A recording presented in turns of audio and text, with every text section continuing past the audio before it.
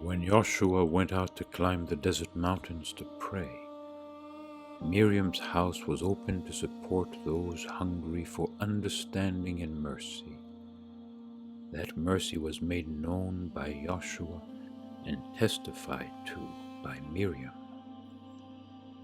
Their different ways of speaking merged into a single revealing expression of the great mystery. Joshua's words contained the power of thunder. Miriam's words consoled the spirit. He called people to great effort and actions. She raised them up by showing them the easy way of faith and abandonment with the attitude of a mother. When he criticized religious leaders, she understood their limitations. Both spoke little of divine judgment, but rather of forgiveness. Dying to oneself, to awaken to oneself, was the meaning of the whole process of rebirth.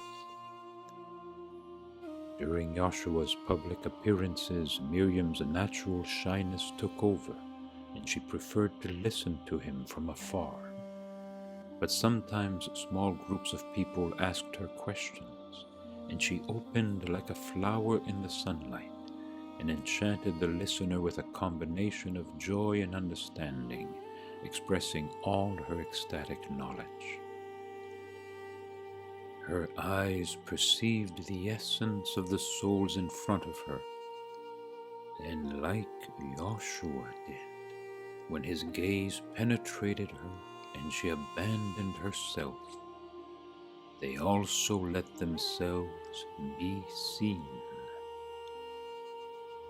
Joshua's presence electrified the atmosphere, and combined with Miriam's presence, soothed it.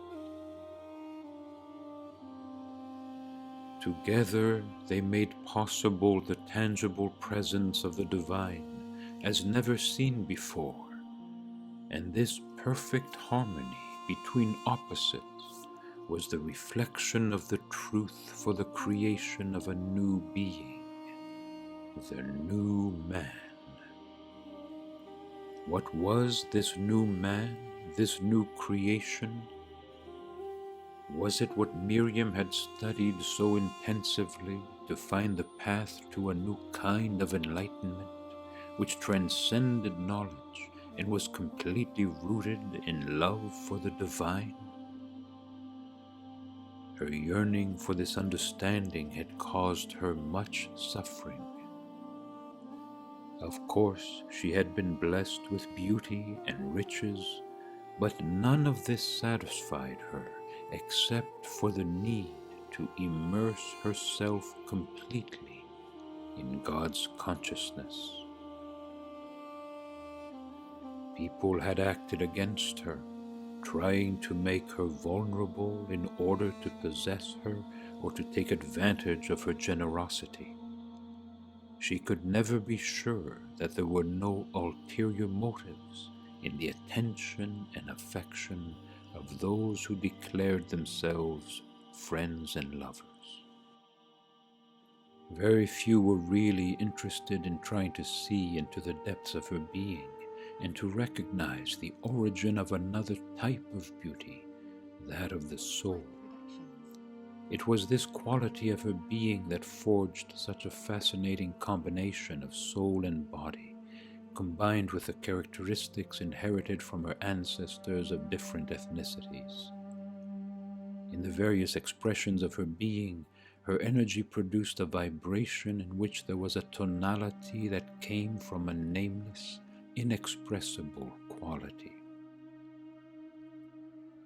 There was a strong feeling of being in front of an old soul, but it was more than that, because it was a kind of quality that was born from a deep suffering of the acceptance of events coming from the will of God, a suffering that had to be endured, faced, and transcended. What remained to be understood by those who could were not scars or unhealed wounds, but a new type of knowledge, a power of empathy and compassion known only to those who would walk in the valley of tears, in the shadow of death, accepting the sacrifice of themselves for a greater love, humanity. It was this deepening of the soul that could be felt, even if it was utterly inexpressible. It was this testimony imprinted in her eyes that few perceived, and only the most sensitive read what pains they had seen and overcome.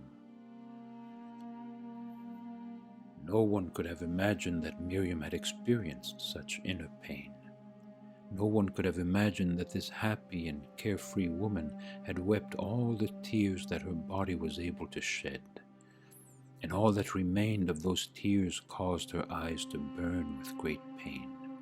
She never spoke of those things, as her private pain could only be shared with God in an unconditional love so great that the past itself was healed from its light, and the knowledge that she was so fully loved, recognizing it in every event. This fusion with God was the salvation of the heart, soul, and body. This was the totality, completion, meaning, and purpose of her existence. This was the very heart of God, and she had recognized it only in the eyes of Yahshua, the love she now shared with the one for whom she was born. Finally, she had found it with this new creation that would take humanity to a new evolutionary level.